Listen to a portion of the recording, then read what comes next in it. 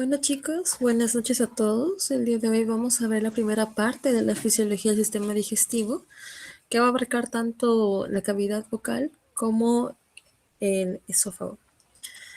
Bien, em, el sistema digestivo en sí es un tubo de 6 a 9 metros, por lo cual tiene un recorrido muy amplio y abarca diferentes partes: la boca, el esófago, el estómago, el duodeno, yeyuno, ilion, colon, recto y ano.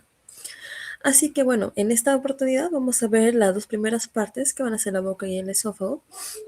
Y vamos a también, aparte de estos componentes del tracto gastrointestinal, el sistema digestivo va a contar también con otros componentes, los cuales van a ser principalmente glándulas, tanto endocrinas como exocrinas o mixtas. Tenemos glándulas salivales, la vesícula biliar, el hígado y el páncreas. Asimismo, algo que tienen que saber también es la histología del tubo digestivo, que bueno, no va a ser igual en todo el tubo, sino que va a ir teniendo ciertos cambios. Sin embargo, de manera general, pues podemos diferenciar 5 capas. Tenemos la más interna, que va a ser la mucosa, la cual pues está formada por 3 subcapas, que vienen a ser el epitelio, la más externa, luego la lámina propia y luego la muscular de la mucosa. A esta le sigue la capa submucosa y luego tenemos la capa muscular, la cual vamos a tener tanto músculo circular y también músculo longitudinal. Y por último tenemos la serosa. Ahora, es importante que ustedes sepan que dentro de estas capas se van a encontrar el sistema nervioso entérico, que es algo completamente diferente a las conexiones neuronales que normalmente tenemos. Este sistema nervioso entérico es autónomo por sí mismo, como ya veremos más adelante. Y bueno, se los presento. Este va a tener dos plexos principales. Tenemos el plexo nervioso mientérico, el cual se va a encontrar entre las capas del músculo longitudinal y el músculo circular. Y tenemos el plexo nervioso de Meissner, el cual se va a encontrar dentro de la capa submucosa. Y como ya veremos más adelante, vamos a ver sus funciones. Pero para esto hay que tener en cuenta que estos dos plexos van a formar parte del control nervioso intrínseco. Intrínseco porque se va a encontrar dentro del mismo tubo digestivo, como ya hemos visto, ¿no? En la imagen histológica. Y bueno, estos plexos van a ser conformados por 100 millones de neuronas y sus neurotransmisores principales van a ser la acetilcolina y la adrenalina. Ahora, el plexo submucoso de Meissner, ¿cuál va a ser su función principal? La secreción intestinal y la absorción local de los nutrientes, y también la regulación del flujo sanguíneo local.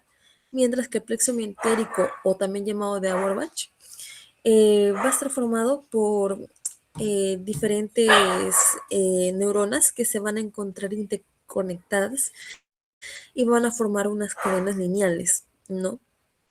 Eh, Como podemos ver acá, van a formar ciertas conexiones y va a formar una cadena lineal. Y de esta forma, al formar esta conexión lineal y justo a nivel de ambos músculos, pues va a permitir una contracción tónica del músculo de trato gastrointestinal, que va a permitir el peristaltismo. También va a aumentar la intensidad y la frecuencia de las contracciones, y también va a aumentar la velocidad de conducción del estímulo para que, dependiendo del momento donde se dé la deglución y el bolo alimenticio pase por el tracto gastrointestinal, se aumente la velocidad de conducción o también se enlentezca. Ahora, aparte de estos dos plexos, estos van a estar a la vez interconectados, ¿no? Estas líneas que van a interconectar estos plexos, pues van a ser las células intersticiales o de Cajal, que más que todo son nexos entre ambos plexos para que funcionen de manera sincronizada. O sea, trabajan cada uno de manera independiente, pero también sincronizada con los otros, con el otro plexo. Y por otra parte, el plexo submucoso, como pueden ver en la imagen, va a tener, eh, a nivel de la mucosa tenemos mecanorreceptores y quimiorreceptores que van a traducir estímulos en electricidad que va a llegar a este plexo submucoso y va a permitir la secreción intestinal y absorción local, ¿no? Llega el alimento, entonces eh, es recibido por los mecanorreceptores, los quimiorreceptores, transforman ese estímulo en electricidad, llega al plexo, entonces el plexo dice, no, en este momento vamos a secretar eh, ácido clorhídrico, vamos a permitir que ciertas glándulas funcionen de tal forma que secreten o absorban sustancias, ¿no? Ahora, otra cosa que también tienen que tener en cuenta, que si bien estos plexos están dentro del tracto gastrointestinal, van a, van a seguir órdenes de fuera del sistema nervioso periférico, tanto del sistema nervioso, específicamente del autónomo, tanto simpático o parasimpático, ¿no? Ahora, también te vamos a tener el sistema nervioso extrínseco que, como ya mencioné, va a ser parte, va a tener parte del sistema nervioso parasimpático y del sistema nervioso simpático. La inervación parasimpática va a estar dado principalmente por dos nervios. En un primer trecho, a nivel del esófago hasta el colon ascendente, va a actuar el nervio vago, el paracranial 10 también, y del colon transversal al ano va a actuar el nervio pélvico. Ahora, también hay que tener en cuenta que estos nervios se van a interconectar con ganglios de la pared gastrointestinal para que permitan que lleguen los estímulos del sistema nervioso parasimpático hacia el tracto gastrointestinal, específicamente a los plexos. Y vamos a tener en cuenta neuronas colinérgicas, es decir, que van a liberar acetilcolina, y también peptidérgicas, que van a liberar sustancias PE. Y por otra parte, gracias a esto es que los plexos van a permitir un aumento de peristaltismo del tono, o va a permitir la generación de secreción o de absorción, ¿no? Que ya hemos visto que en cada uno va a actuar cierto plexo, ¿no? Ahora, por otra parte, tenemos la inervación simpática. La inervación simpática va a estar dado por principalmente los segmentos eh, de la médula espinal desde T5 a L2, los cuales van a llevar inervación hacia todo el tracto gastrointestinal. Y se van a conectar con ganglios que estén fuera del tracto gastrointestinal. Es por esto que a veces vienen preguntas que, por ejemplo, el trayecto del simpático hacia el ganglio es mucho más corto, a diferencia que del parasimpático, ya que en el parasimpático el trayecto es mucho más largo, ya que el ganglio se va a encontrar dentro del tracto gastrointestinal. En cambio, el ganglio simpático se va a encontrar muy cerca de los segmentos de donde salen estas neuronas aferentes. Ahora, va el neurotransmisor principal aquí ya no va a ser la acetilcolina, sino va a ser la noradrenalina. Y esta va a ser transmitida, va a ser liberada por las neuronas adrenérgicas, ¿no? ¿Y cuál es la función del sistema nervioso simpático? Pues va a disminuir el peristaltismo y el tono, va a permitir la contracción de esfínteres, y va a permitir también que las glándulas generen una secreción mucho más ligera a comparación de la inervación parasimpática, ¿no? Y esto va a depender mucho de las emociones de la persona, o también de la función que la persona desee realizar, ya sea comer, deglutir, o no comer, o realizar sus necesidades básicas, ya que la contracción de esfínteres también va a actuar a nivel bajo en el recto llano, ¿no? Ahora, este es un cuadro de resumen sobre las hormonas que van a estar implicadas, que más que todo lo van a ver en la siguiente clase. Y bueno, tenemos la gastrina, la colecistocinina, la secretina, la somatostatina, la motilina y el péptido inhibidor gástrico. La gastrina va a ser secretada por las células G, las cuales se van a encontrar en el estómago es principalmente a nivel del antro y también a nivel del intestino delgado en el duodeno y en el yeyuno.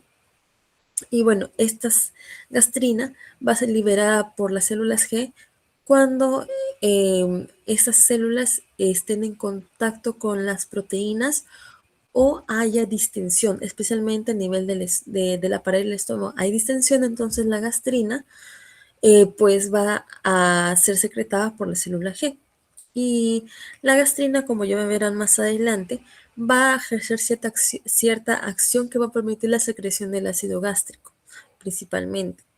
Ahora, la colecistocinina va a ser secretada por las células I, que se van a encontrar principalmente en el duodeno y yeyuno ilion, a nivel del intestino delgado. Y su estímulo va a ser principalmente por exposición a ácidos, grasas, proteínas. ¿Y qué va a permitir la colecistocinina? Va a permitir la contracción de la vesícula biliar, la relajación del esfínter de Oddi, la liberación de enzimas pancreáticas y va a inhibir el vaciado gástrico. ¿Para qué? Bueno, adelantándoles, inhibe el vaciado gástrico para que se pueda liberar la bilis y también y por otra parte a nivel del páncreas que éste libere sus enzimas y permita el paso del quimo para que se forme el quilo.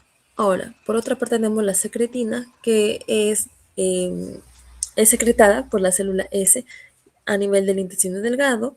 Su estímulo son los ácidos, las grasas, y su función principal va a ser la secreción de bicarbonato y también va a inhibir el vaciamiento gástrico.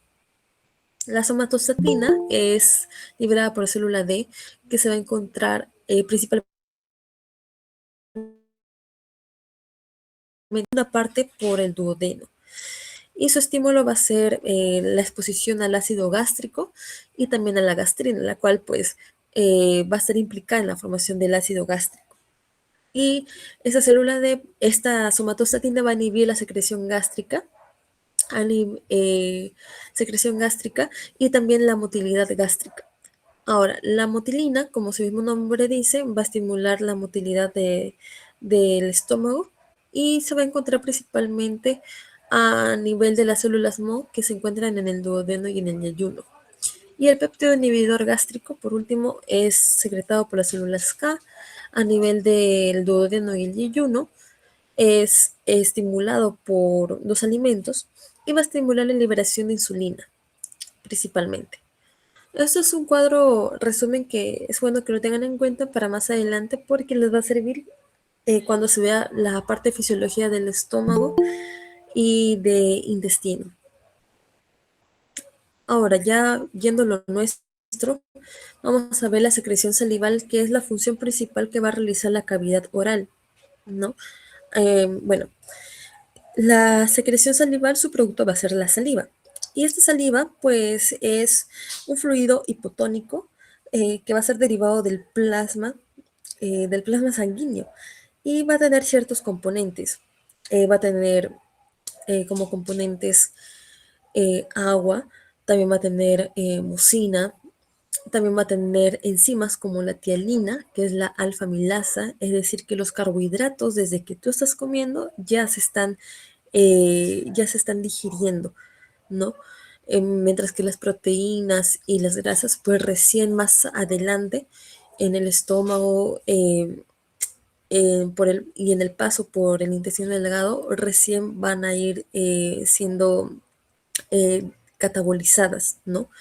También, aparte de la mucina, pues está conformado por iones, principalmente por potasio y bicarbonato, y va a tener una poca cantidad de sodio y cloro, el cual le da su característica hipotónica, ¿no? Y bueno, al día, pues nosotros secretamos aproximadamente 1 litro de saliva, la cual pues tiene un pH de 6 a 7, es decir, ligeramente ácido, ¿no? Y bueno, esa saliva va a ser secretada por 3 glándulas, las cuales la principal que va a dar la mayor cantidad de saliva va a ser la glándula submandibular, seguida por la glándula parótida. La glándula parótida va a dar una secreción principalmente serosa, la cual va a contener más contenido enzimático, que es la tealina, mientras que la glándula submandibular y la glándula sublingual van a dar una secreción seromucosa, es decir, tanto mucina como tialina, y las glándulas bucales van a dar principalmente una secreción mucinosa, ¿no?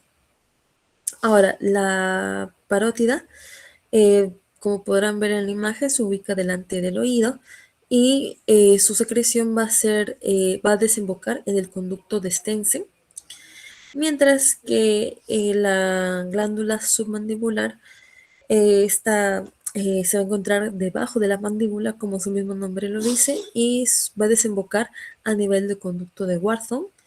Y por último, la glándula sublingual, la cual se encuentra debajo de la lengua, va a tener el conducto de Bartolin, por el cual va a desembocar la secreción salivosa, ¿no? Ahora, también hay glándulas menores, como ya mencioné, como las glándulas bucales, labiales, palatinas, linguales, ¿no? Que van a dar una secreción mayormente mucinosa. Ahora, el mecanismo de secreción de la saliva va a ocurrir en dos etapas. Primero va a haber la secreción acinar, la secreción primaria a nivel de los acinos, en donde las células acinares van a producir un líquido isotónico similar al plasma, debido a que va a haber una entrada de cloro a la célula y va a haber también una salida de cloro al lumen por canales apicales de los acinos. El agua va a pasar paracelularmente y, digo, el sodio va a seguir, va a pasar, se va a pasar la barrera paracelularmente y el sodio llama al agua. Entonces el agua también va a seguir por ósmosis al sodio. Y bueno, acá vamos a tener una saliva principalmente isotónica rica tanto en sodio como en cloro, los cuales ambos se encuentran a nivel del lumen de los acinos, ¿no? Hasta este momento es isotónico.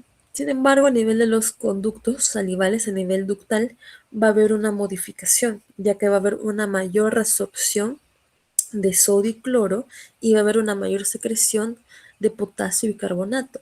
Es decir, se va a perder sodio y cloro, se va a perder tonicidad y al final la saliva va a ser hipotónica, ¿no?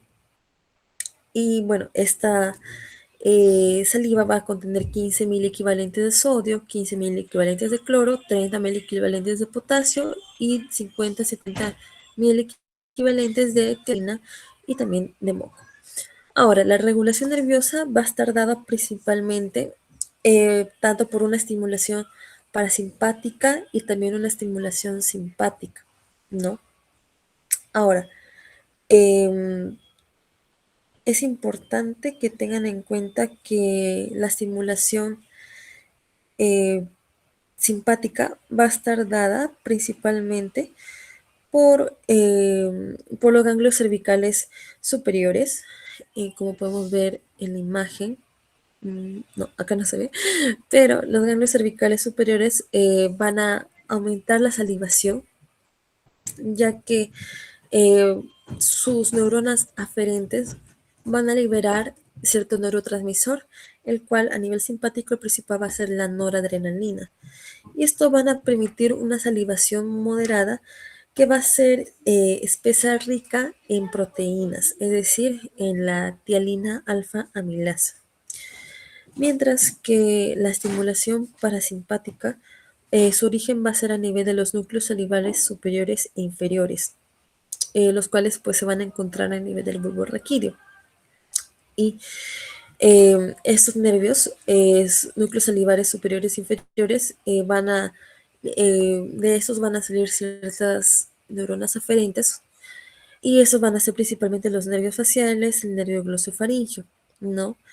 Y al menos en el nervio facial, que es el par craneal 7, va a ir hacia la cuerda del tímpano y de la cuerda del tímpano va a ir hacia el ganglio submandibular, el cual va a llevar otra neurona hacia el ganglio submandibular y hacia la glándula sublingual, lo cual va a permitir la mayor cantidad de secreción salival.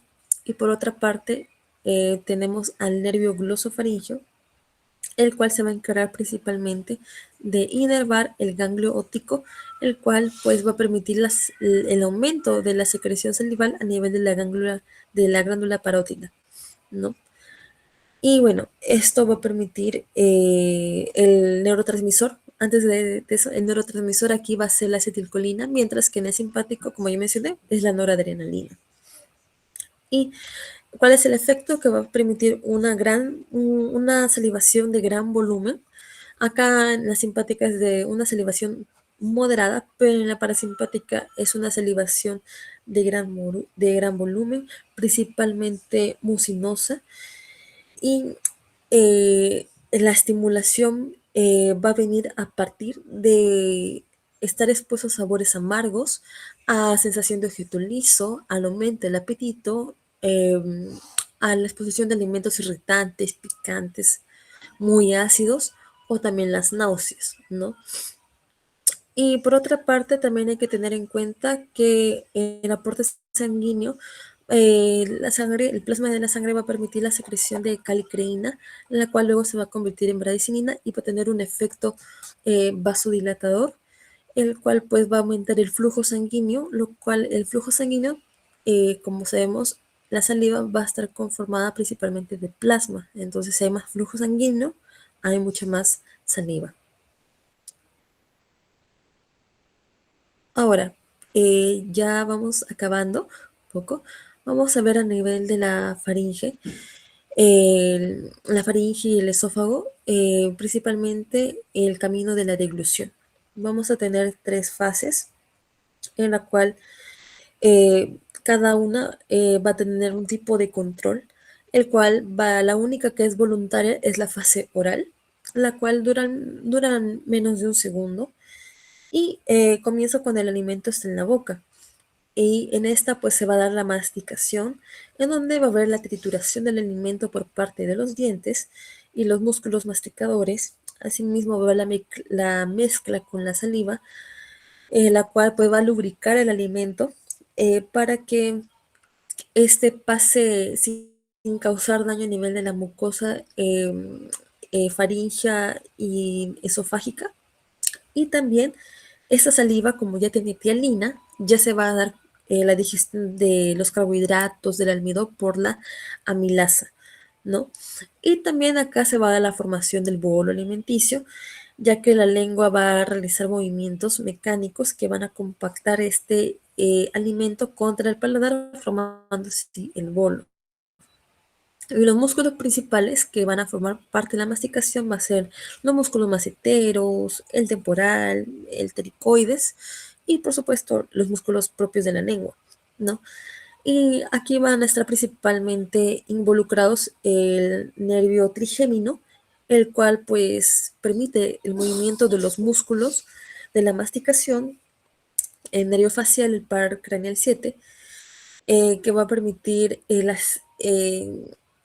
que los labios pues tengan la sensación de la exposición al alimento y también va a permitir que se dé la secreción salival y el nervio hipogloso pues va a permitir el movimiento de la lengua, ¿no? También está involucrado el nervio vago, pero este va a tener un efecto mayor a nivel de las fases faríngeas y esofágica. Ahora, a nivel faríngeo va a ser involuntario, es un acto reflejo, ya que em, el- esta fase va a estar coordinada por el centro de deglución del bulbo raquídeo. Y bueno, su duración va a ser también menor a un segundo, ¿no? Pero ¿cómo llegamos de la fase oral a la fase faríngea? Sabemos que ya ha mordido, ya se ha formado algún alimenticio, entonces la punta de la lengua se eleva contra el paladar, la lengua se mueve de delante hacia atrás y el bolo es empujado hacia la orofaringe. Y bueno, en la orofaringe hay receptores táctiles, lo que va a activar el reflejo de deglución que forma parte de la fase faríngea, ¿no? Ahora, es importante también que tengan en cuenta un poco la estructura de la faringe. Tenemos desde la base del cráneo hasta el borde superior del paladar, tenemos la nasofaringe, desde el borde superior hasta el borde superior del paladar, hasta el borde superior de la epiglotis, tenemos la orofaringe, y del borde superior de la epiglotis hasta el borde inferior del cartílago cricoide vamos a tener a la laringofaringe. Sin embargo, la laringofaringe va a estar más relacionada con el sistema respiratorio, ¿no? Acá lo que más nos importa es la orofaringe, la cual va a estar conectada con el esófago por detrás, mientras que por delante está la laringofaringe, que eso ya no nos compete. Ahora, en esta fase faringea, el paladar blando se va a elevar y van a estar involucrados el músculo elevador del velo del paladar y el músculo tensor del velo del paladar, ya que esto va a evitar que el alimento pase a la cavidad nasal, ¿no? Mientras que para que el alimento no pase a la laringe y pase directamente a la faringe, va a haber una elevación de la laringe, va a haber un descenso de la epiglotis y va a haber un cierre de las cuerdas vocales y va a haber un momento donde la persona va a dejar respirar inconscientemente, que es el momento de apnea de deglución, el cual va a permitir que se evite una aspiración, es decir, que el alimento pase hacia los pulmones, ¿no? Hay que recordar que, bueno, y más adelante verán que una causa común de neumonía en el hospital es la aspiración, ¿no? En personas que no están muy conscientes y no pueden masticar de manera correcta.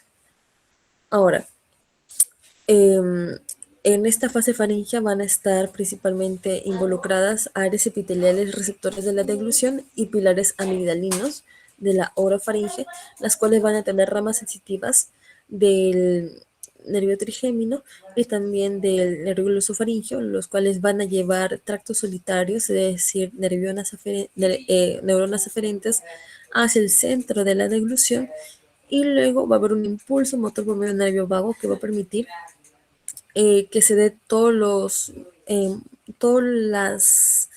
los pasos que ya he mencionado para que el bolo alimenticio pase directamente al esófago y no a la laringe. Ahora, la fase esofágica también es involuntaria y va a comenzar cuando el bolo alimenticio va a entrar al esófago. Y esta fase esofágica se encarga de llevar el bolo alimenticio hasta el estómago de manera segura. Y bueno, hay que recordar que el esófago no es solamente un tubo nada más. Este esófago tiene dos esfínteres y va a tener diferente conformación epitelial. Por una parte, va a tener a nivel superior va a tener músculo estriado, al menos su tercio superior, y va a tener un esfínter esofágico superior que va a estar formado por el músculo cricofaringio y el músculo constrictor inferior, el cual pues se va a comprimir para evitar el paso del alimento y se va a descomprimir, se va a dilatar para que se dé el paso del alimento, ¿no? Y por otra parte tenemos los dos tercios inferiores que van a estar formados principalmente por músculo liso, y debajo va a limitar el esfínter esofágico inferior el contacto con el estómago. El esfínter esofágico inferior va a tener una presión menor que a nivel del esfínter esofágico superior. Sin embargo, este esfínter esofágico inferior va a estar formado por tanto músculo liso esofágico y por una almohadilla venosa que va a permitir darle cierta presión junto con la presión abdominal, lo cual compensa que de por sí solo tenga una presión mucho más baja que a nivel del esfínter esofágico superior. Y este esfínter esofágico inferior va a tener una función mucho más importante porque este es normalmente cuando el bolo alimenticio pasa hacia el estómago y se libera ácido gástrico para formar el quimo. Entonces, para evitar que este ácido gástrico suba hacia el esófago y se dé esa sensación de vinagrera, entonces este esfínter se contrae. Esa es su función normal. Sin embargo, en la enfermedad de reflujo gastroesofágico, este esfínter no se contrae, se mantiene dilatado, entonces constantemente este ácido pasa hacia la mucosa del esfínter, hacia la mucosa del esófago, la cual, pues, a diferencia del esófago, no tiene las sustancias que lo protegen de este ácido, entonces causa un gran daño, ¿no? Y por otra parte también hay otra patología en donde el esfínter esofágico no se cierra, sino se mantiene en todo el momento abierto, que es la calasia, ¿no? Que también genera problemas en la deglución y en la vida cotidiana del paciente. Es por eso que es importante que sepan esto porque luego clínicamente les va a ayudar mucho. Ahora, el control nervioso de la fase esofágica va a ser dado por dos partes. A nivel tercio superior, que está conformado por músculo estriado, va a ser este músculo inervado por el nervio glosofaringeo y el nervio vago, que va a permitir eh, su peristaltismo, pero también va a permitir la abertura y el cierre del esfínter esofágico superior. Y por otra parte, a nivel del músculo liso de los dos tercios inferiores y del esfínter esofágico inferior, va a estar dado por el sistema nervioso entérico, que va a ser el plexo de Meissner y el plexo de Auerbach, ¿no? Los cuales van a permitir que el esfínter esofágico inferior se cierre en los momentos adecuados y también se abra para que se dé el paso del alimento, ¿no? Y bueno, va a haber una onda peristáltica que se va a formar a nivel de la faringe, la cual va a seguir a nivel del esófago. Y esta onda peristáltica suele durar de 8 a 10 segundos y va a permitir la continuación de la deglución. Y bueno, esto vendría a ser el peristaltismo primario, ¿no? Sin embargo, también se forma el peristaltismo secundario que ocurre si es que el alimento se queda retenido en el tracto a nivel de los dos tercios inferiores. Y esto se va a, este peristaltismo secundario se va a activar porque hay unos mecanorreceptores a nivel del músculo liso que como el alimento se queda ahí, entonces el músculo se va a distender. Entonces estos mecanorreceptores captan esa información, lo traducen como electricidad, entonces el sistema nervioso entérico se pone a trabajar y empieza el peristaltismo y permite que el alimento siga su camino, no se quede estancado en el esófago y llegue hacia el estómago. Y bueno, esto, si bien va a estar dado por el sistema nervioso entérico, la respuesta va a ser llevada por las fibras eferentes del nervio glosofaríngeo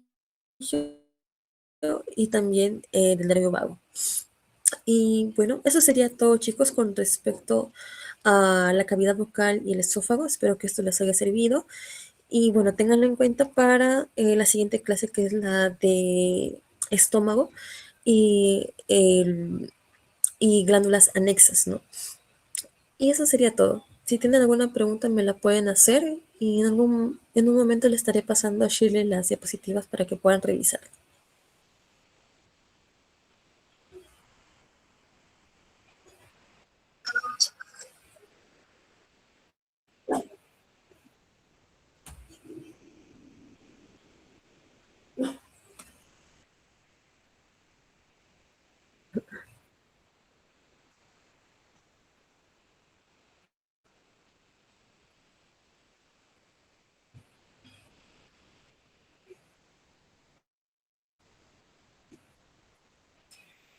Gracias, Shirley. Espero les haya servido. Cuídense.